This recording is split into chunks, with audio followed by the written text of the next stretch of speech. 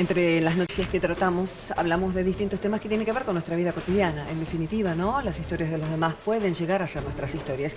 Y la cuestión del Zika, del chikungunya, del mosquito, del dengue, viene el verano y hay que recordar ciertas cuestiones y aprender sobre otras.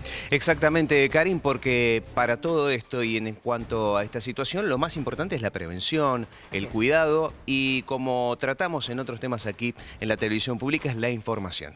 Está con nosotros el doctor Daniel Stecher. Hola Daniel, ¿cómo va? Buen día. Buen día, ¿cómo le va? Muchas gracias por la Bueno, invitación. hay casos, por favor. Se confirmó la muerte de un recién nacido con microcefalia por Zika, que era una de las situaciones que podía derivar la enfermedad, en el caso de la mamá.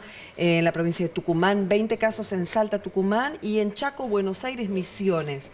¿Está bien? ¿Hay algún dato más para agregar en cuanto al mapa de cómo está afectando la enfermedad? No, los datos son globalmente correctos. Estas son enfermedades que requieren vigilancia continua, por lo tanto esto es un dato cierto, pero habrá que ver cómo siguen los próximos días.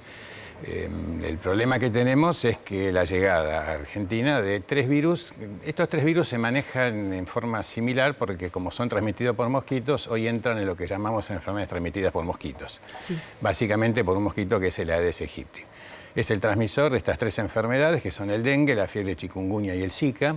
El dengue es algo que ya teníamos hace años en el país y chikungunya y Zika han hecho su llegada en los últimos tiempos. Esto es, digamos, lo que sucede con estos virus es un reflejo de la situación mundial. Tenemos hoy en día una enorme cantidad de migraciones dadas por cuestiones socioeconómicas muy lamentables, pero que hacen que la gente se movilice por todo el mundo.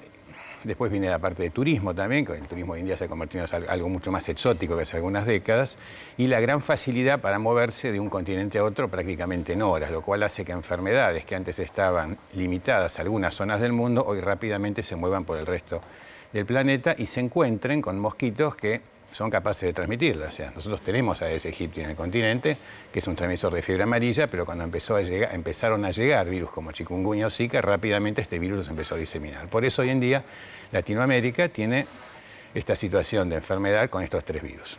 Doctor, y dentro justamente del marco latinoamericano, ¿en qué lugar pondríamos a la República Argentina en base a, bueno, justamente el mosquito que transmite estas enfermedades? No, nosotros tenemos este mosquito, lo tuvimos siempre en realidad, pero en los últimos años, a raíz de cambios climáticos, va aumentando su área de diseminación.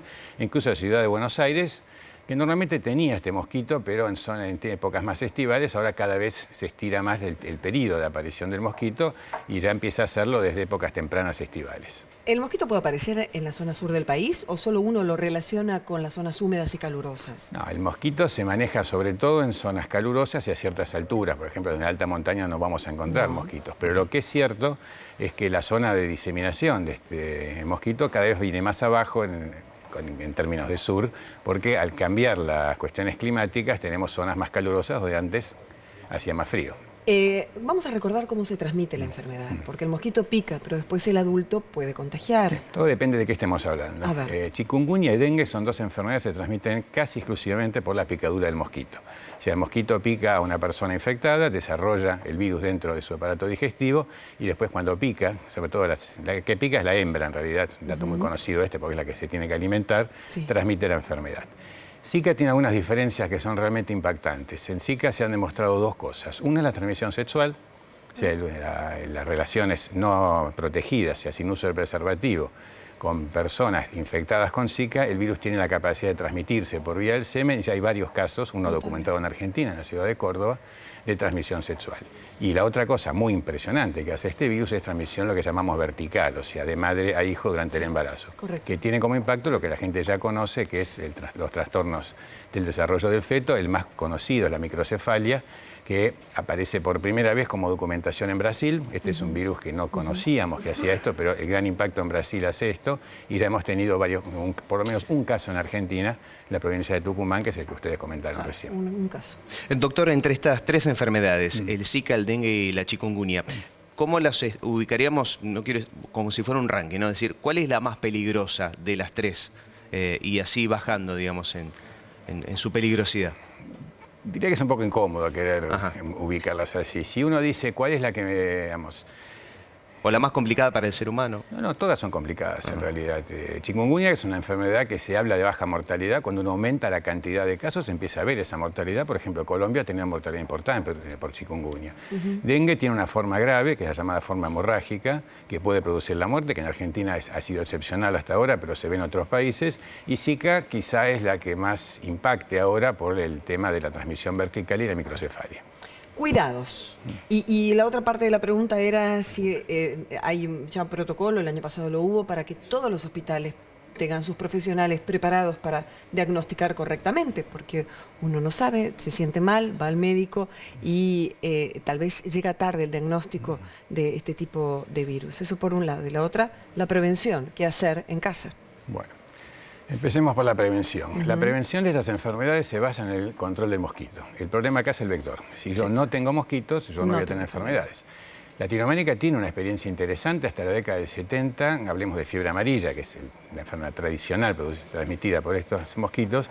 Merced a buenas políticas de control del mosquito, prácticamente había desaparecido. Del 70 para acá, este control no ha sido demasiado efectivo y tenemos de vuelta fiebre amarilla y además le agregamos chikungunya, dengue y Zika. ¿Qué es lo que se puede hacer? Hay que evitar el desarrollo del mosquito. El problema del mosquito es que pone una larva y esa larva es capaz de mantenerse viva durante un año en condiciones muy adversas, por lo tanto, cuando llega el verano, esa larva hace eclosión. ¿Qué es lo que hay que hacer? Evitar que el mosquito se reproduzca. Este es un mosquito que se maneja en zonas urbanas y selváticas también, se reproduce en aguas cálidas, en aguas tranquilas y quietas. No es un bicho de arroyos. Es de, por ni ejemplo, de arroyos, no tiene uno que tener miedo cuando va a acampar, por ejemplo. Esto es un mosquito de agua de floreros, peor, en casa está.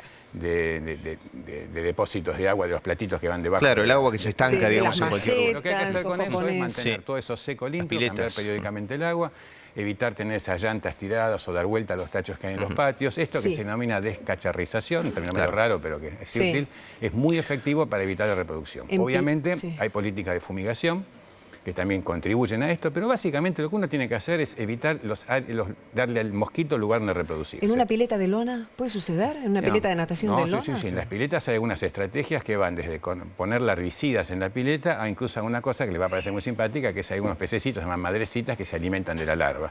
Una de las estrategias es ponerlos en las piletas. O sea, y después sacarlo cuando uno se mete adentro.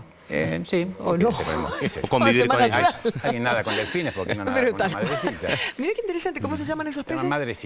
Madrecitas. Sí. Mirá qué interesante, va a tenerlo en cuenta. Después la otra pregunta, ¿qué hacen los pacientes? Los pacientes tienen que estar muy atentos. A ver. Todas estas enfermedades se diagnostican por una clave clínica que es fiebre, erupción cutánea y dolores articulares o musculares. Esto se lo conoce como síndrome febril exantemático y el Ministerio de Salud tiene una alerta que se dispara con este tipo de cuadro. Cuando alguien ve un cuadro de esto, hace la notificación al Ministerio de Salud, a la jurisdicción correspondiente, y se toman muestras de sangre. Esto ya es un protocolo que ya está establecido, que lo hacen los Centros Nacionales de Referencia. Y rápidamente uno tiene el diagnóstico y define qué es lo que hay que hacer con el paciente. Pero acá lo más importante para la gente, el mensaje sería, ante cualquier caso de fiebre, erupción cutánea, dolores musculares o cefalea, o sea, dolor de cabeza, la consulta rápida con el médico. Esta es una enfermedad que, como ustedes ya vieron, se ha difundido por todo el país y ya uno debe sospecharla, aunque no esté en un lugar que uno suponga que puede tener esto. Ahí está la alerta. Doctor Stecher, ha sido usted muy amable. Muchas gracias a ustedes. Muy bien.